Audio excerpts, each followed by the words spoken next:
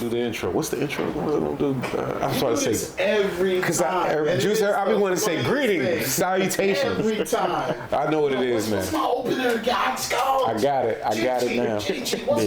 Gigi, you pass that opener for me, please. Yeah, I got it now. I remember. I always forget this opener. All right, here we go. Getting up there in age. All right. The opener. Here we go. Welcome to another episode of Forest Therapeutics with your host. I'm Dr. B. Dr. LaKeith. And this week it's just going to be me and Dr. LaKeith doing our podcast thing. Dr. Gigi had a prior engagement. She's out there doing stuff for the community. Gigi, hope you're having a good time. Hope it's a positive outcome while you're out there. You'll see all three of us together here soon on the next episode. And as always, like, comment, subscribe, click that little bell notification icon so that way you can always get an update when another episode drops. And if you are looking for mental health services, please go to www.forustherapeutics.org.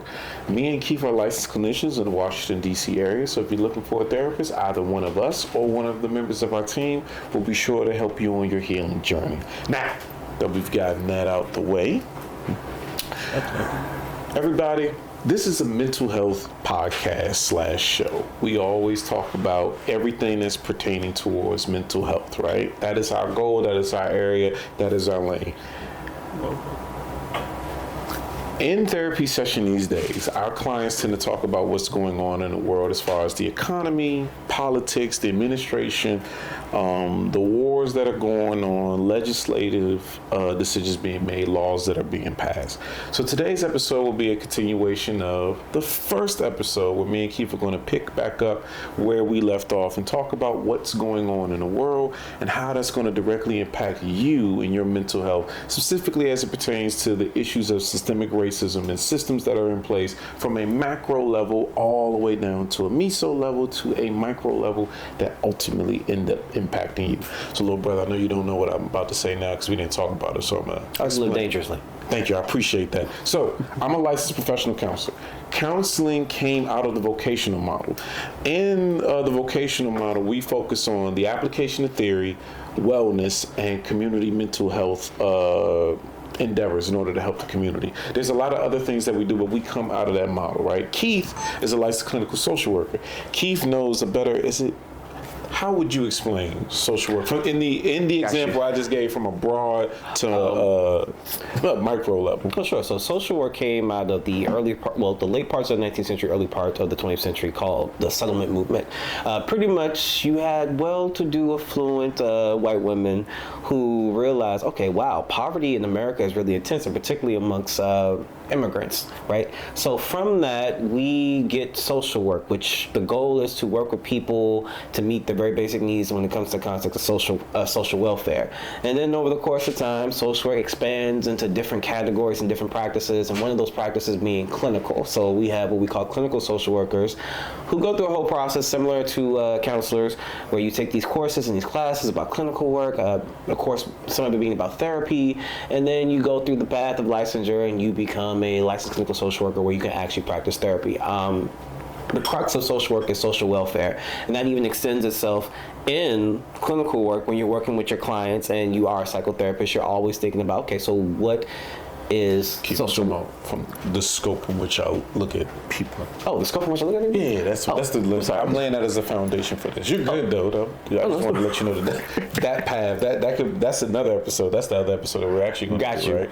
But I'm talking about literally from the scope of how you guys look at society down to the person. I feel like you guys do that. Systems. Do that better. Yeah, systems. Thank you so much. That's the phrase I was looking for. No, understand. So, to my brother's point, social work, we tend to look at things through like a systems theory. So we look and see how things are very much intertwined and interconnected, all the way from a policy standpoint where it affects everybody, and even all the way down on the individual level, how different systems can impact a person, their well-being, and their mental health.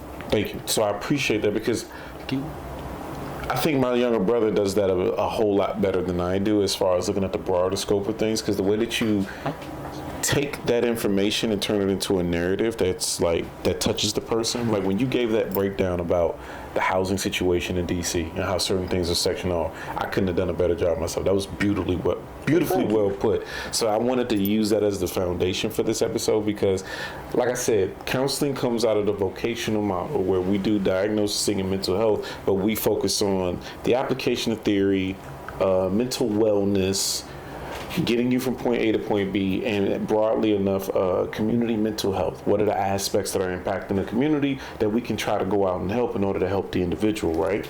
So that's the foundation for this episode from the angle that we're coming from, because what's going on in the world at large is showing up in therapy.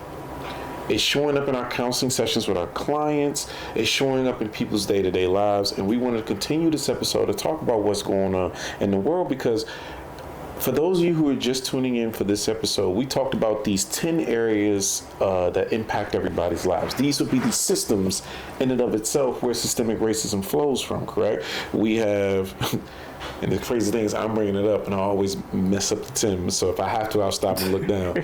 You have economics, law, war, religion, health, education, entertainment. Did I say religion already? No, not yet. I didn't. Okay. Religion, and the last two. Religion, I always leave out. At least you remember. I don't remember 5. Oh, for real? I remember 5. Yeah. Now I gotta stop and look. It's crazy because I always mess. So it's economics, educate. I left out entertainment and I left out. You labor. said entertainment. I did. You didn't say labor, but you said entertainment. So it's economics, education, entertainment, labor law, politics, religion, sex, war, and health. Those are the 10. What was I saying? Sex was also what we left out. I left that one out. Okay. Those are the 10 areas of human activity. Those are the 10 systems that are in place that when you look at society at a broader scale, every area of our lives touches one of those systems, okay? I just want y'all to know that those are the 10 areas that the fabric of our life touches them. And then that's the macro level. At a more meso level or intermediate level, then you have institutions in those 10 areas that represent the macro broader system. So for instance, what I'm saying is this: when we say law, right? Law is a system in and of itself. When are you interacting with the system of law? Whenever you have an encounter with law enforcement, okay? That's the police department. That's an institution in and of itself. Law enforcement. The legal system when you go to court. The legal system in and of itself.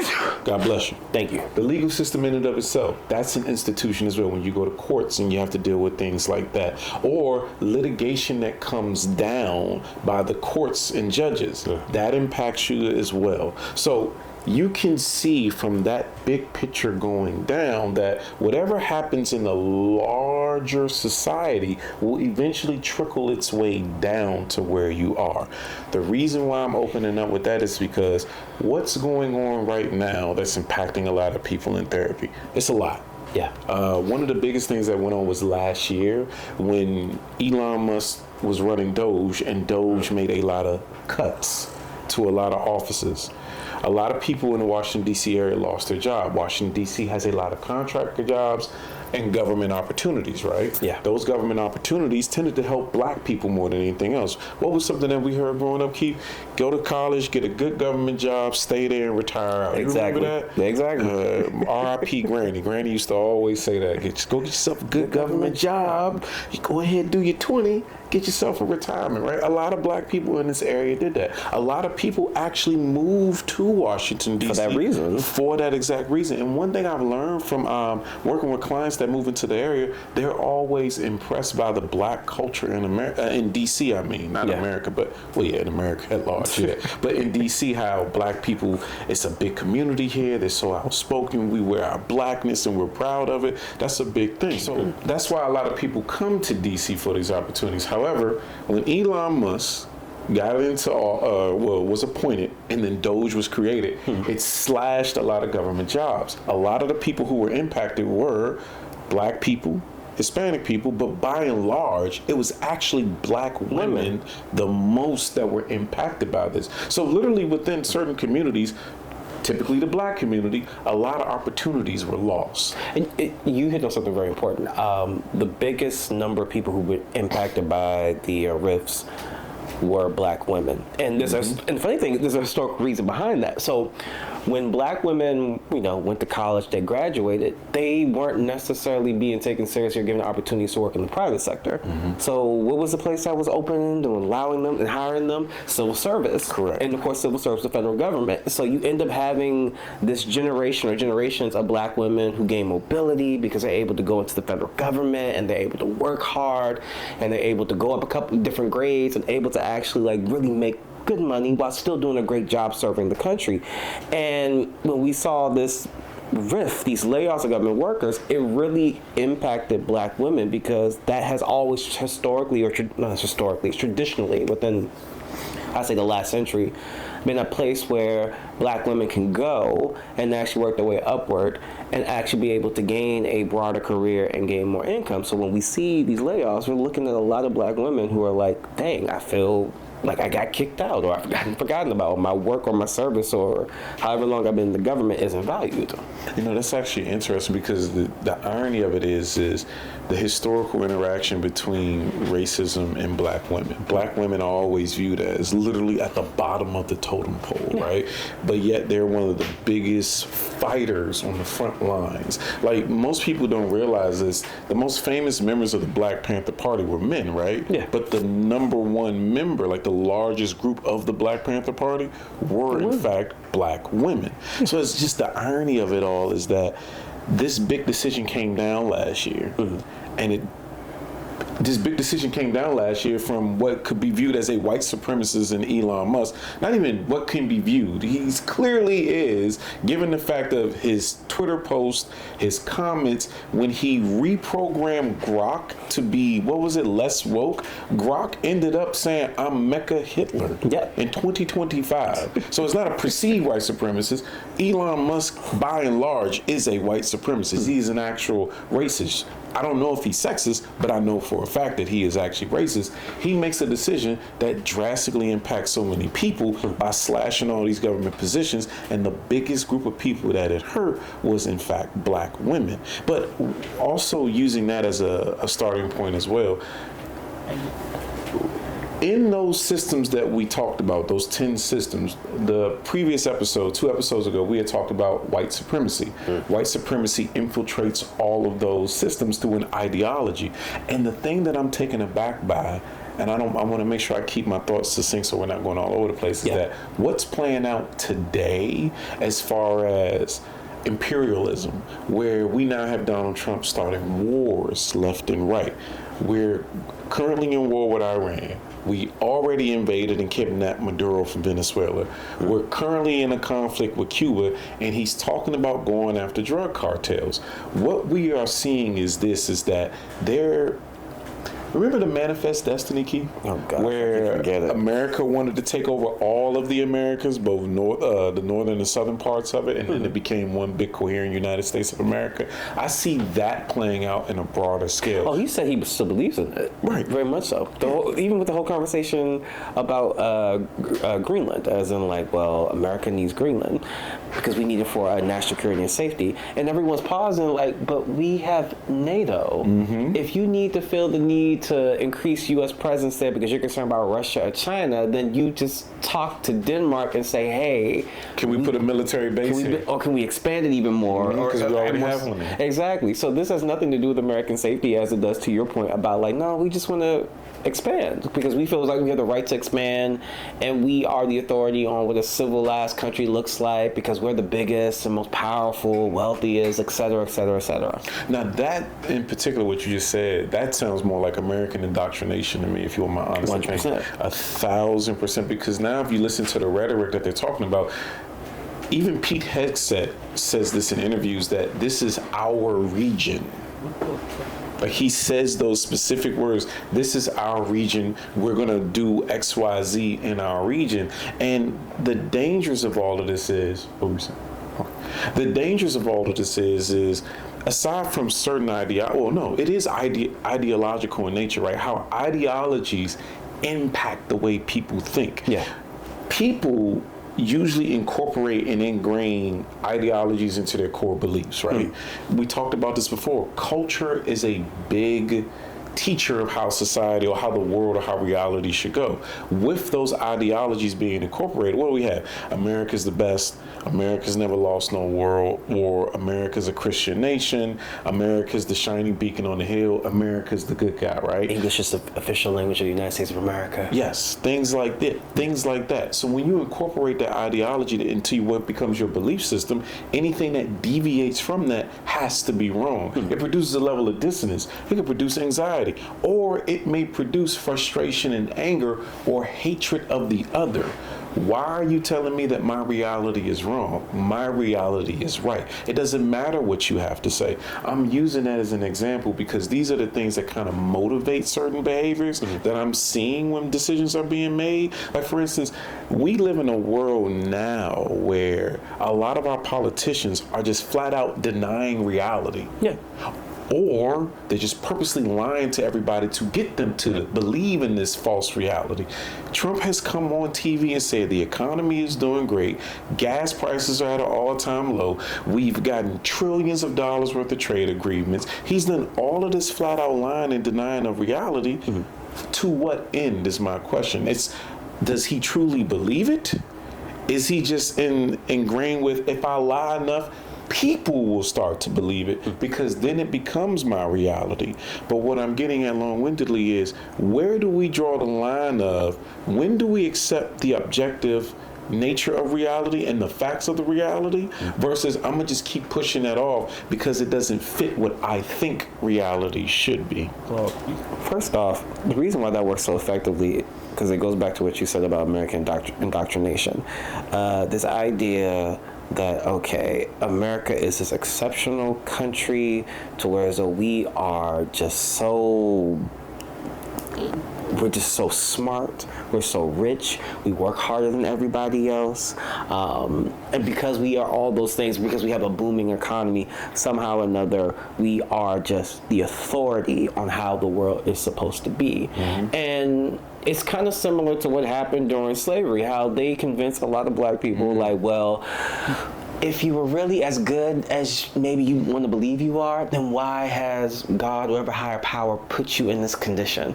And then even went beyond slavery. You can even talk to some black people who were around during segregation, who would now be in their 70s or 80s, who really grew up thinking that, oh, white people have to be better, and their culture has to be better. And American culture, white American culture particularly, has to be better, because if it wasn't, we would be where they are, and we wouldn't be where we are.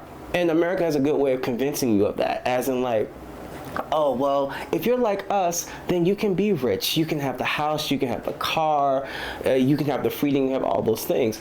And you get indoctrinated to that. Now, is that a complete lie? No. But the part that gets left out is the fact that there is no perfect systems. And the American system is very much drenched in racism, sexism, homophobia, and a variety of different prejudices. But because it goes against that idea of what America is, the land of the free, and everyone has equal opportunities, people have like this cognitive dissonance, and particularly people who identify with dominant culture, dominant politics, say like, well, no, that can't be true because I see them, I see myself. And even though I may not be where they are, I saw the potential to be where they are. Yeah. And so therefore, if I work hard enough, I can get to where they are. And they could be right, but they don't want to completely negate the fact that if you look black, if you look brown, if you look a certain type of way, if you identify a certain type of way, there are going to be these barriers that are going to make it difficult for you to get from here to wherever the power is. Yeah, so when we say to you, I didn't mean to cut you off, keep going. I just wanted to make a add on to that. That what you just described is white privilege.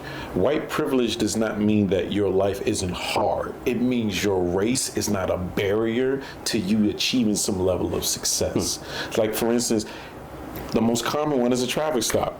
White people, we see it on cameras all the time. It's all over social media. When they get pulled over, it's a completely different interaction. Some white people even yell at cops, argue with cops, tell them you're not arresting me. They walk away from cops. What is it that black people tell their black sons as they get older? This is what you got to do during a traffic stop. Comply. Don't say anything. Don't let them search your car. Do not argue. Do not yell. Do not do anything. That's just one example, everybody. When we say white privilege, we're literally saying that no. We're not saying your life is not difficult, that your life isn't hard. The economy will impact everybody. The legal system will impact everybody.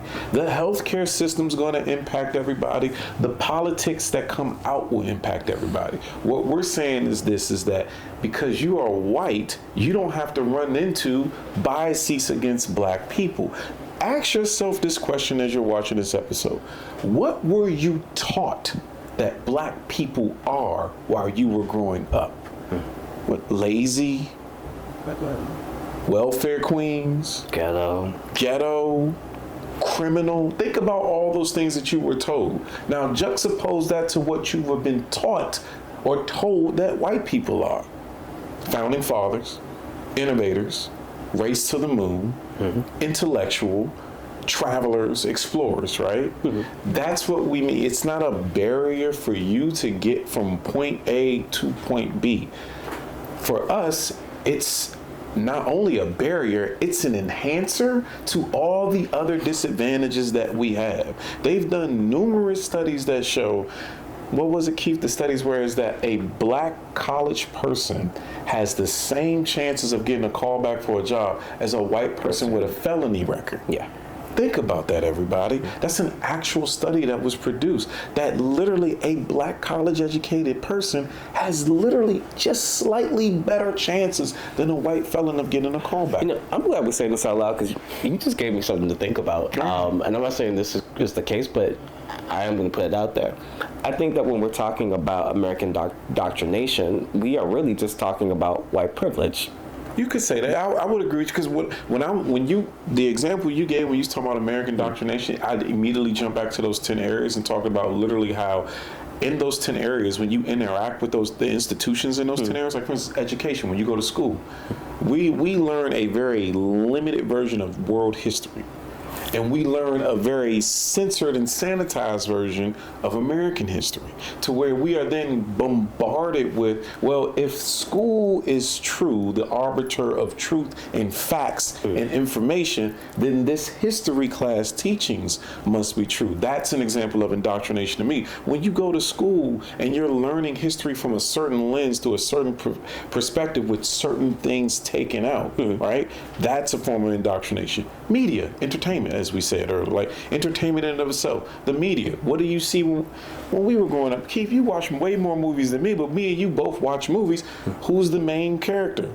Typically a white male. Who's the supporting character? Typically a black person. Or who's the villain? Typically a black person. Who's the threat? Typically a black person. This was in the 90s, everybody, not so much in the 2000s. No, you're right, because even if you want to take it to that medium, you get rare exceptions where it's like they may allow one or two to be the main character. So if we're talking like black actors, if you grew up in the 90s, you know, okay, Denzel was going to get all the respectable roles. Correct. And then then Will's probably going to get all the action, comedy, romantic roles. Chris Tucker was going to get a bunch of funny roles. So it wasn't a wide array of like black leads that showed you the fullness of blackness, the way that you see like in white films, where it's like, oh, you can have a Robert De Niro, but then you can also have a Robert Duvall, and then you can also have a Gene Hackman, and then you can also have a Robin Williams. Right. A diversity of white men to give you an idea of a full spectrum of white men, but working to us is always like, one or two of us can kind of make it. And if you talk about black women, that's a whole nother episode where it's like you only get in the 90s really Whoopi Goldberg, Angela Bassett. Yeah, or for another area that they gave us a lot of was comedy as well. Yeah. And it was something that you said that it'll come back to me. But in media, but even in media portrayal of black people in the news. Like for instance, I'll never forget during Hurricane Katrina, some people were talking about it, when white people were going in looting and robbing the abandoned stores. They're just trying to survive. Yeah. They're finding things. They're scraping together what they can to live. And then when they cut to black people, they're looting, they're robbing, they're breaking in. So much so, if you haven't seen the documentary about Katrina on Netflix, I encourage you, because I learned so much that I didn't know. Literally, people were running with that narrative of black people were looting, that white people became vigilantes to drive down there to help law enforcement and the military, corral and arrest or shoot at black people. So when you said indoctrination, that's what I thought about as an example, that in those areas, yeah, when you interact with certain institutions, they're going to reinforce what you were saying as far as white privilege, or what is the standard of good versus what is the standard of deviant or bad. And then to another point I wanted to touch on is what in the military they call it mission creep, right? In the first episode we talked about the imperial boomerang, right? What is the imperial boomerang? That when a country treats other countries a certain way, it's only a matter of time before they come back around and treat their citizens like that. When you treat the least among you the certain way, when the quote unquote system or the government treats its least among them a certain way, it will start to do that to the broader population. So what happens is this: we have been indoctrinated into believing that pointing out an injustice, pointing out racism, pointing out an issue is complaining. And then coming up with ways of rectifying that issue is asking for a handout. But when you allow that to happen, what happens is this. I'm going to give a good example. When you put those things to a side and you allow the system or the government in place to take advantage of the most vulnerable group of people, they will creep out to other groups of people. So for instance, if you purposely try to attack trans people, or specifically like black trans people, it's going to spread towards white trans people. And then from white trans people, it may spread to, I'm gonna just pick another random group, it may spread towards black people at large, Hispanic people at large. All of a sudden you see them take away the rights from one group, one marginalized group, and it spreads to all groups. Donald Trump removed the federal law to desegregate bathrooms because he was purposely trying to go after trans people. Now the federal government is not legally required to have desegregated restrooms based upon race anymore. These are the things that I'm talking about, where it's like mission creep. If you take and attack a vulnerable population and you do not stop it, they will try to spread it out to see just how far it will go. Do you have any thoughts on that a little bit? Well, no. The sad thing is everything that we're talking about, for the most part, there has been historical precedent. Maybe the context may have been different given the time. Correct. But there's still precedent. When you were just discussing that, the first thing that came to my mind was when we had the AIDS epidemic in the 80s. It was a situation where, like, we weren't paying attention to it because it was impacting a small minority group that, let's be honest, at the time, most society felt like we could completely do without, which was gay people. But when it started becoming like this global pandemic that they realized actually is impacting almost everybody. Now we have women who are breastfeeding their babies who maybe have gotten it from a blood transfusion, and now their babies are catching AIDS and they're dying. When it started impacting, and not saying that he did not suffer, and that I'm just using him as an example, like for instance, when it started impacting young people like Ryan White, who was a young kid, white male, who contracted HIV that turns to AIDS through no fault of its own, then all of a sudden it becomes a thing of, well, we need to address this. This is now a problem, because now what? It's impacting everybody. It's the reason why, at least throughout the world, but I'll say specifically in America, to your point, everybody has to accept the fact that our fates are very much intertwined. So the least of us, when we start seeing something happening there, we need to all be afraid, because it's only a matter of time before it becomes everybody's issue. I'm talking about that from a public health standpoint, when we're talking about diseases, but I'm also talking about it from, like, even as a social worker, from social policy, social welfare standpoint. Whereas, like, if I'm like, oh, well, I'm not really concerned about the housing issue for the people who are unhoused or homeless, you know. You should be. Exactly, because guess what? If they can't afford it, it's probably going to be a matter of time before, if you're blue-collared, if you're white-collared, and here we are now, most of us can't afford any type of housing. Correct. Most of us would wish we had some sort of subsidy that could say, like, look, can you take like $1,000 off this rent or $1,000 off this mortgage? It becomes all of our issues. But the way that America has it shaped, and to your point, when we're talking about American indoctrination, is we still have the idea that if you work hard enough, regardless of everything that's happening, which is crazy, you will transcend and you will get your reward. And we know, unfortunately, that is not true for most people. No, it is not true. In fact, to what you're saying is that so the crux of the purpose of today's episode, we're actually getting to it, and this would be a good starting point, is that specifically for black people, for all people though, but specifically towards black people, because that's the community that we come from, You can no longer say, I don't keep up with politics.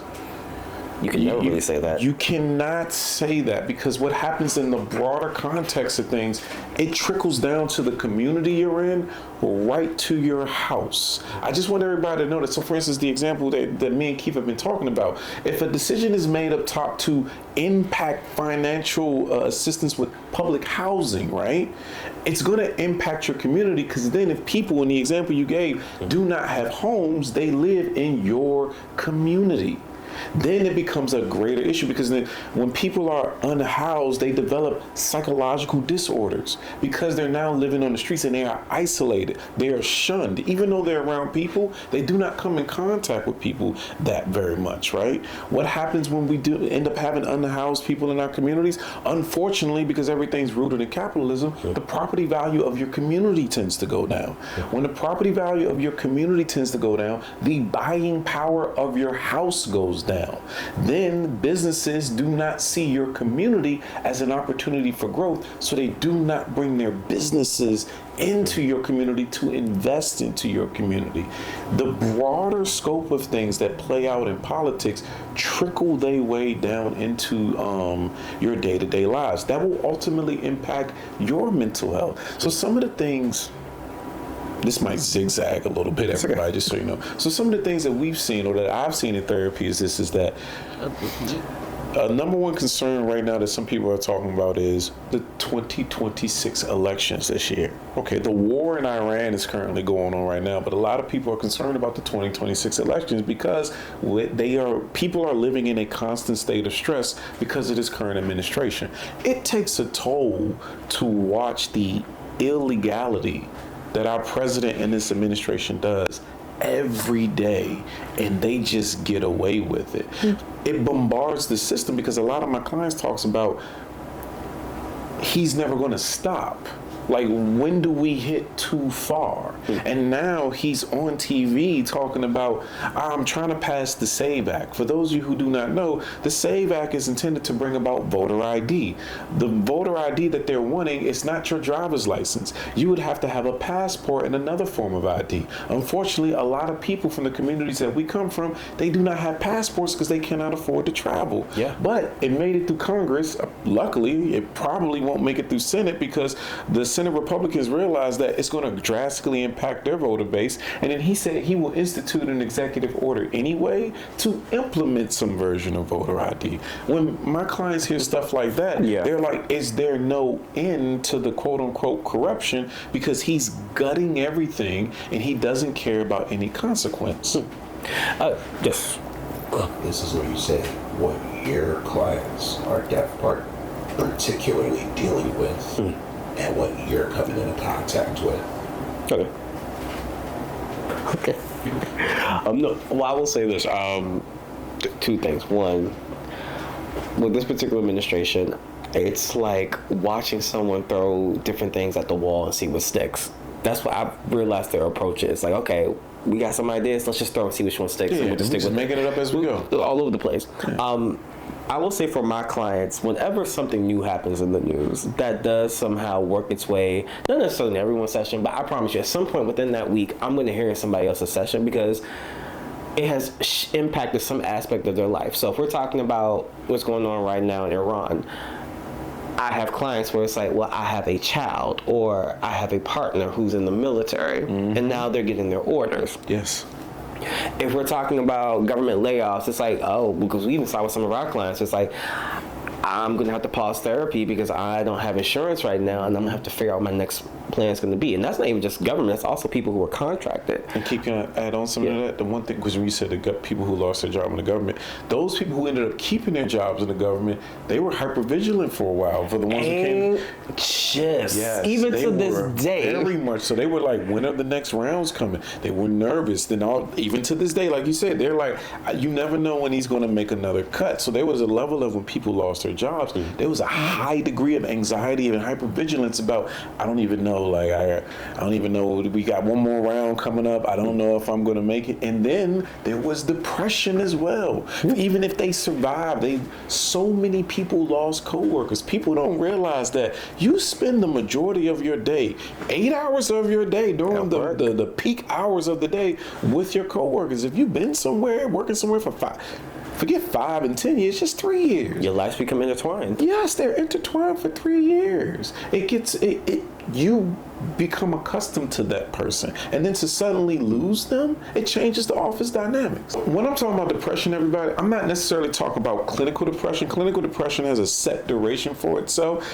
It's approximately 2 weeks, and then of course you lose weight, you lose interest in certain activities, you don't want to go out, you don't have any energy. When I'm talking about depression that we see in therapy, because I always like to make a distinction that not everything is diagnosable. Some things are just normal human reactions. I'm talking about depression about I'm trying to adjust to what just happened, and it's making me sad for an extended period of time. Maybe a day or two, maybe a week. It could even be a month, but you're not necessarily losing weight, but you're losing sleep as well. I'm staying up and I'm thinking about it. I dread what could come next. So when we're talking about depression, we're talking about that I made it through the cut. Or the cuts, but now I have my job and I'm sad because my world just changed. My coworkers aren't there. It could be a little bit of survivor's remorse, it can be, but mainly it's like, well, what's to come? Like, I just lost so much. I lost a coworker. I might have kept my job, but now my office has drastically changed. What's going to be the next thing going forward? People are experiencing, well, at the time when the cuts was going on, depression and fear and anxiety going forward. And to your point about the war that's going on now, which is the most current event at the time of this recording and at the time of this episode. The war in Iran is going to have huge ramifications for you at home watching this right now. It's already happening now. People are anxious about, like, so is Iran going to retaliate? What's that going to look like? How's that going to happen? Are they going to do it on soil? Are they going to attack Americans abroad? There's already anxiety and uncertainty about that now that's impacting people. No, I'm glad you said it, because the example you gave as far as like the family member that might get orders to go over there, right? That's one thing. We could talk about that as well. Another example I want to give is that for those of you who don't watch politics, right, I just want to give you some context here, right? So Iran sits in the center of what's called the GCC. I can't remember the full name of the acronym, but it's something along the lines of like the Gulf Coastal Corporation. So 20% of the world's oil goes through the GCC, right? What Iran has done is this. They've closed the Strait of Hormuz. Some people might have heard that in the news, right? The Strait of Hormuz is where all the oil transports out through shipping lanes and materials go in through shipping lanes. So when that's closed, the price of oil goes up because supply is drastically down, but the demand for oil is always up, right? And also what's going on is Iran attacked the other nations of the GCC that had military bases on there, right? The most important one was Saudi Arabia, right? Because they're trying to... Saudi Arabia was the most important one, right? But with the GCC, what they do is this. They buy and sell goods, primarily oil, with petrodollars. Petrodollars are U.S. dollars. However, with petrodollars, when they make a sale, America gets a percentage of that. We take those petrodollars from the oil that's sold over there and we prop up our economy with it. Our economy right now is a bubble. It's a tech bubble, an AI bubble. You may have heard about it. There's only 3 things fueling the American economy right now: AI, tech industry, and OnlyFans. We take the petrodollars to invest into the tech and AI industry. Well, with that being cut down right now, we might actually see a huge problem economically. Remember how we talked about the systems in the beginning, right? How literally those systems are interconnected. They influence one another. We are currently at war due to politics. Now, those politics and the war are going to impact the economy. What does the tech bubble have to do with you and mental health, you, the person watching right now, the economy is already bad. If the economy continues to get squeezed anymore, you ever wring a rag and you're down to the last drop? That's what we're heading towards. That means that those prices at the grocery store that we've all been feeling, they're about to go up a whole lot more. Gas is about to go up a whole lot more. We already know inflation is real. Brian, what does that have to do with mental health? Your financial stress and anxiety is going to go up more. Your social safety anxiety will go up more. Economic concerns will go up more.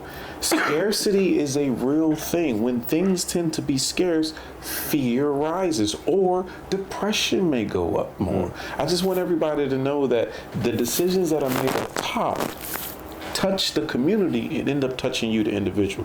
I got long-winded. I want to give you time to chime in and give your thoughts. No, that's fine. Actually, give me a chance. I'm do some legalities real quick. So to that,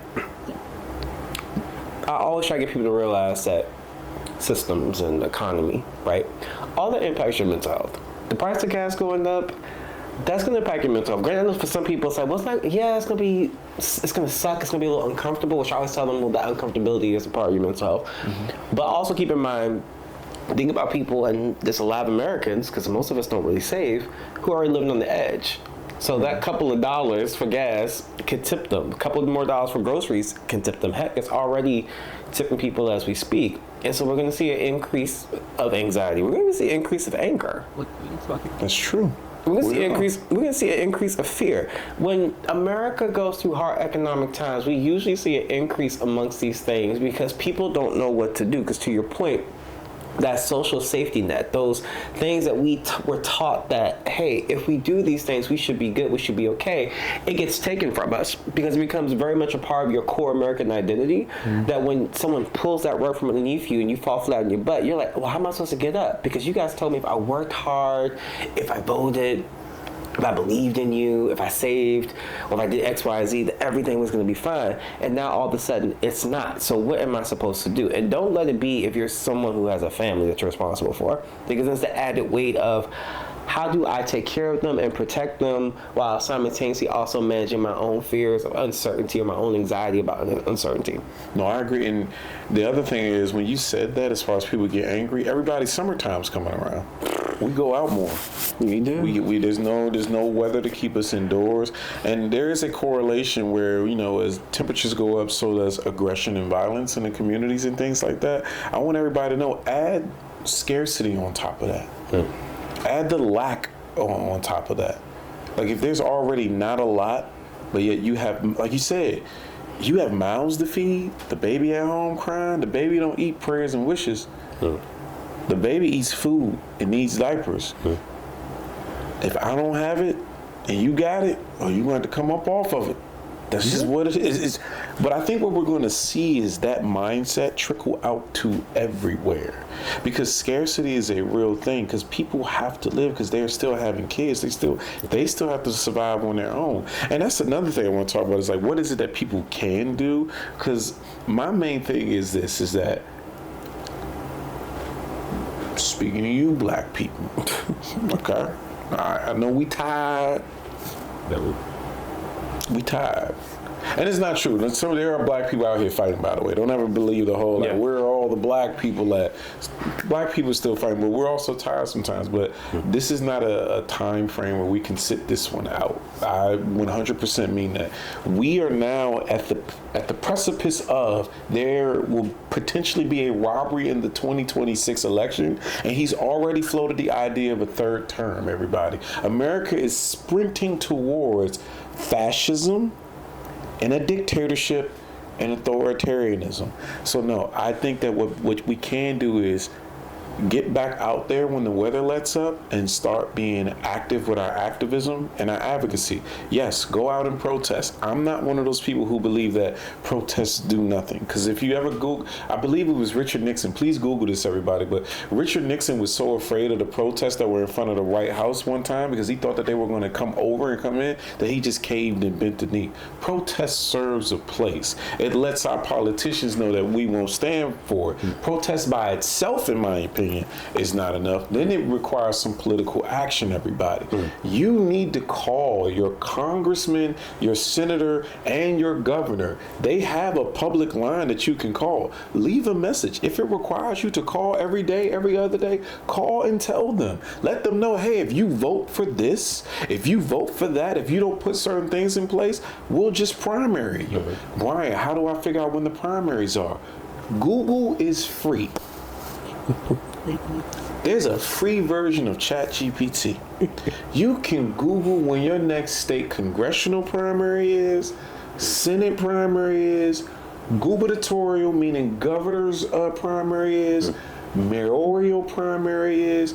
You need to Google certain things within your community and start going out there and actually voting for those changes, getting out there, actually protesting, and also getting together in your own community to come up with plans to insulate yourself. Brian, that was a bunch of fancy words. What do I mean? It's very simple. Who can we designate to handle what? Hey, did you look into the next primaries? When can we go and vote? All right, when's the next event for us to go and protest and step out and march in? If we show up in numbers, it truly does mean nothing.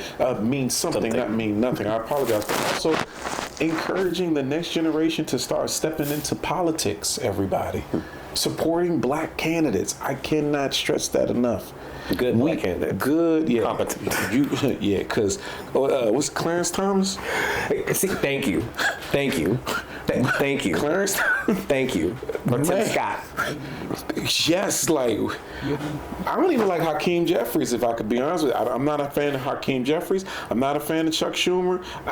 Even the current Democrats that are in office, the ones who are not fighting right now, they got to go. They are not the people for this moment. We need to primary them. We need more Jasmine Crockett's.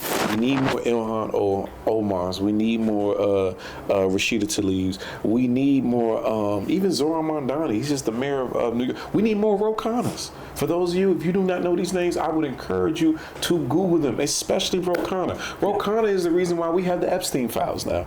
Ro Khanna and Thomas Massie, to be fair. Thomas Massie is a Republican who doesn't necessarily vote with Donald Trump, and now he's on the outs with them and he doesn't care. But Ro Khanna and Thomas Massie are out there putting together legislation in order for us to get certain things. At least they're fighting. I don't know it would be great to have an opposition party in this country.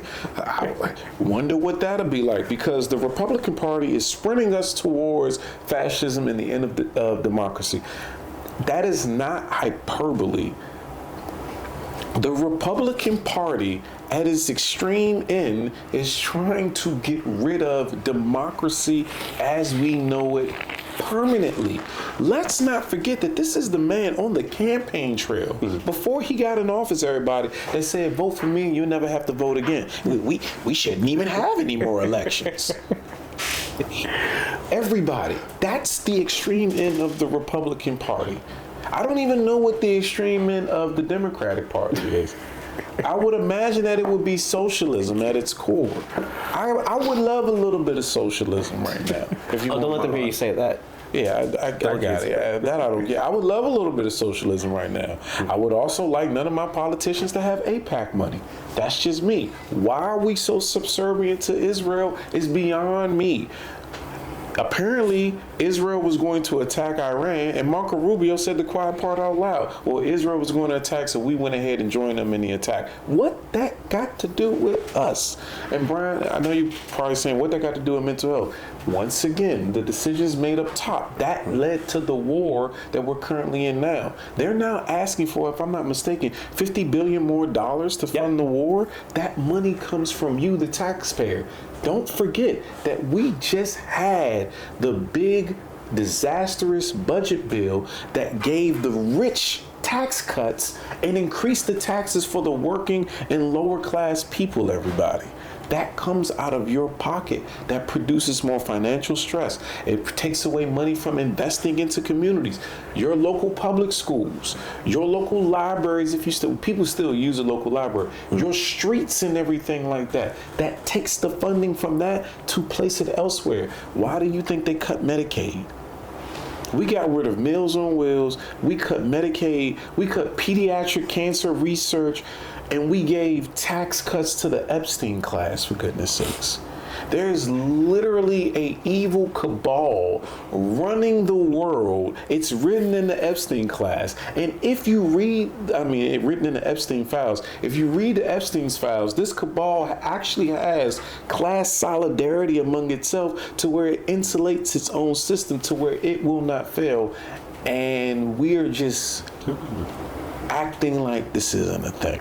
Yeah, I'm gonna need us to do something because it impacts you directly. It will impact your mental health. You're gonna see, we haven't even hit the crazy things yet, surprisingly, as far as like what's to come. It's gonna have a direct impact on you. It's gonna impact your mental health. Stress, anxiety, depression, fear, the things that we saw within the first year and now, if this keeps going the way it's going to look like peanuts. We're actually going to pray for the first year of this current administration. We're already wishing like, dang, why can't it just be as bad as it was in the first administration? Because it was nowhere near as bad as now. Sorry, I got long-winded. No, it's okay.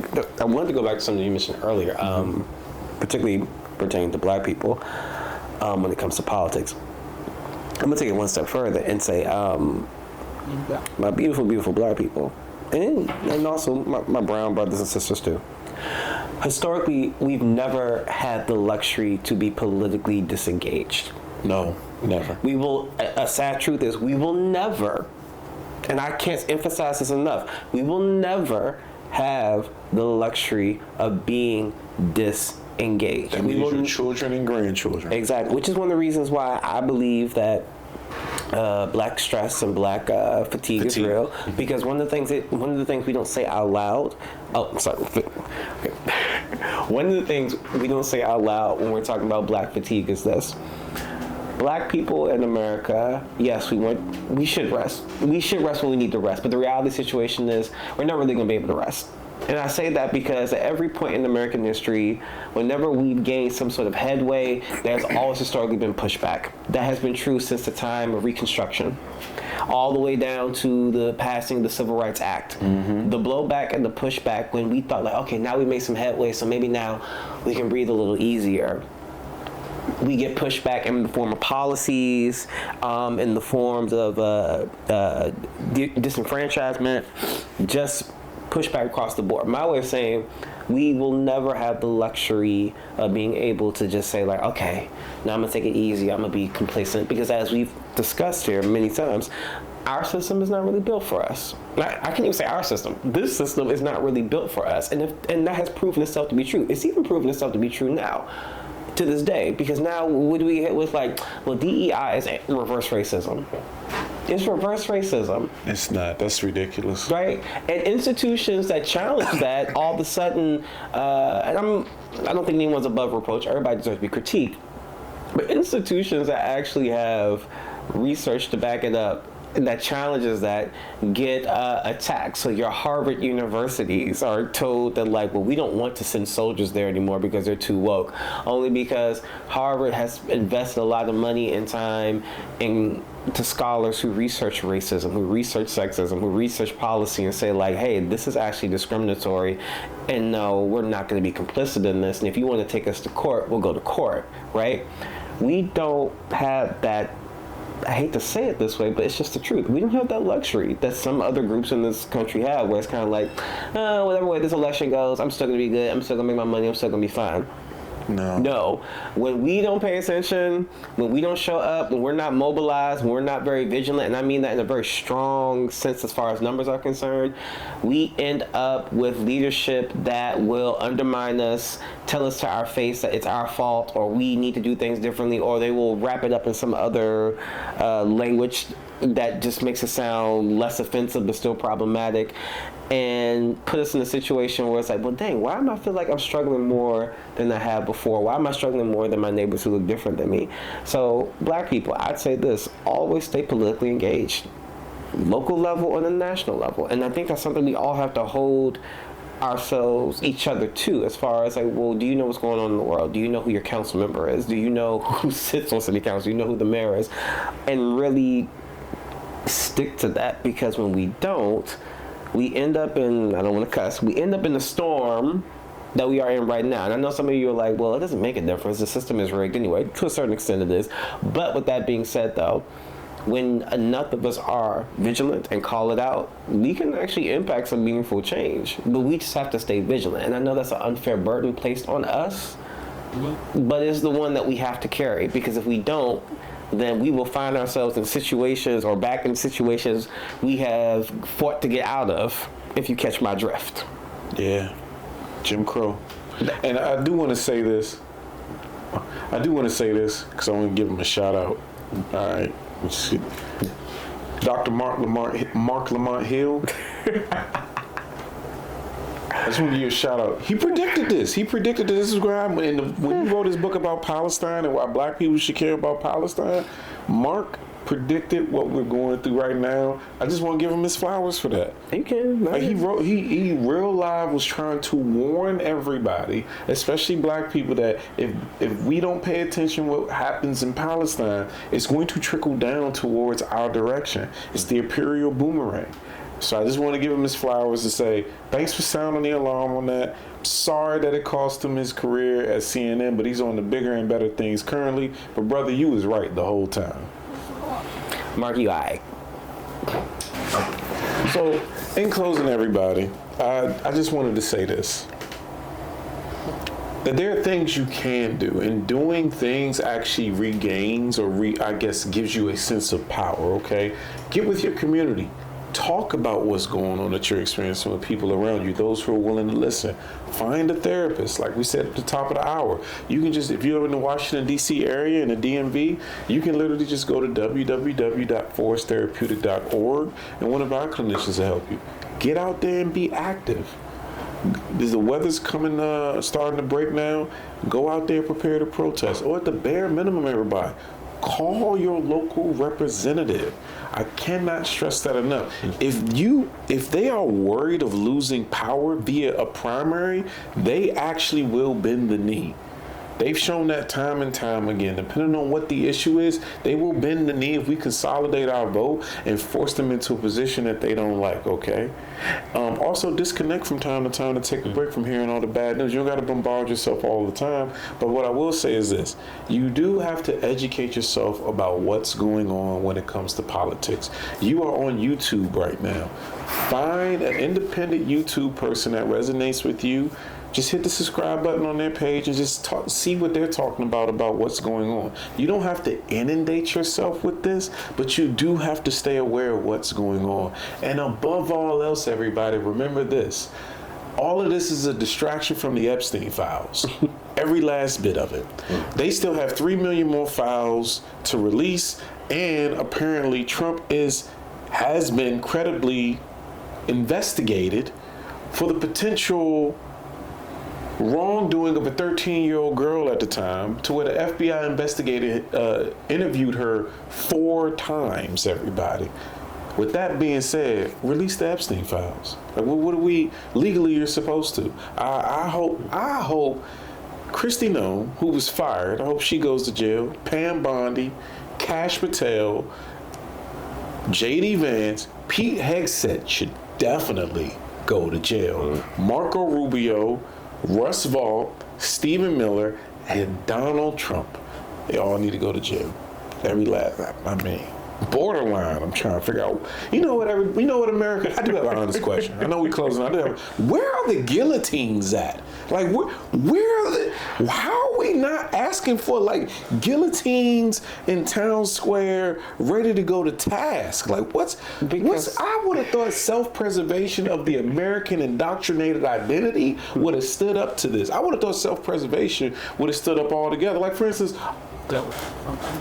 white people. The majority of the nation is you. When are you going to do something about protecting your own rights? Because they're building, they don't call them that, they're building concentration camps. ICE is, by converting old warehouses into temporary detention centers, as they call them. They're concentration camps. Remember, everybody, we talked about mission creep and the imperial boomerang. Don't let this fool you. They're going to round up American citizens and put them in there. Trump's going to use ICE to take the polling booths and polling data in 20. Why is ICE involved in that? Why? Because he keeps saying Venezuela helped steal the election, Canada helped steal the election, Iran helped steal the election. Everybody. Wake up. We got to do something. We do got to do something. Release the Epstein files. White people, get out there. You use that privilege. Get out there and scare these politicians in whatever way you know. If it's that stern letter or that email or that phone, do it. Black people, same thing. We can't sit this one out, as my little brother said. We can't, because unfortunately, black people, brown people, Asian people, Indian people, you all know this, everybody. Listen to this. When white people catch a cold, black people and other groups have pneumonia. You can't sit this one out. It's getting bad out here. This isn't just hyperbole or fear-mongering. That's the word I was looking for. This isn't just fear-mongering. This is everything he said that he was going to do or he joked about, he did. I want everybody to know that. What is it, like 60% or 40%? One of the two of Project 2025 is done. Everything he says that he jokes about, he's making a confession that he's going to do. You got to get active. Release the Epstein files, everybody. You got anything you want to say in closing, little brother? I just want to encourage everybody, one, get out your echo chambers. But Yes. that what I mean is, a lot of us have a tendency of kind of siloing ourselves off during this time because it's just so many different opinions. It can be so overwhelming. But through a diversity of opinions, you'll be able to form your own opinion. By that, what I just simply mean is that you can't just cut yourself off from the world and not know what's going on in it. You got to actually take some time to really kind of investigate, listen to people, listen to it, and make sure if it sounds like it makes sense to you. Then go even further, do some more research from credible sources. Yes. And I don't mean just because you found someone on TikTok. I don't mean because you found someone on YouTube or you found a personality that you really like. Credible sources, and really from there form your own opinion. Because I think the big crux of the reason why we are where we are is because a lot of people have been in their echo chambers and they found people who speak to their certain fears or certain biases or certain prejudices, and they just listen to those voices, and anything else that comes out, it's like, well, no, you have to be wrong or you are wrong. We have become a country where once we celebrated intellect, and that was what led us and that's what moved us forward in some parts, I want to be fair, it wasn't always that way, to kind of reverting back to this weird thing. It's more about what it is I feel and less about what it is I know. And that's funny because you hear that being thrown on both sides of the political aisle, as in like, oh, you're caught up in your feelings, you're not trying to go off the facts and whatever. Point is just simply this. Take the time to really understand what's going on around you, because what's going on around you will shape your life, will also shape your mental health. So just pay attention and do your best to be as engaged and aware as possible. Yeah, because the problems that we don't resolve today become the disasters that our children have to carry on and fix. But hope you got something out of this episode, everybody.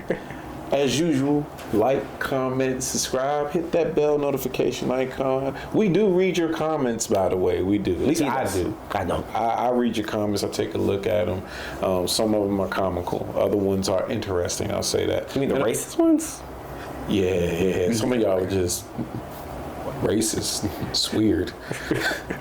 Glad you're here, though. Hope you're getting something out of it. I'll say that. Yeah, you should get some help for that. Yeah, you should talk to somebody. Talk to a therapist. We are not fans of racism on this platform. Also, there's a lot of hurt. It's a lot of hurt on the ass. It's a lot of hurt people. That's a real thing. But also, if you're looking for mental health services on your healing journey, you live in the Washington, D.C. area, and you're looking for a therapist that you can trust or you feel familiar with, always go to www.forustherapeutic.org. Either me or my younger brother will help you on your healing journey, or a member of one of our team members will go ahead and help you on your healing journey, okay? We hope you got something out of this. Stay tuned and be back for the next episode at Forest Therapeutics Podcast. All right.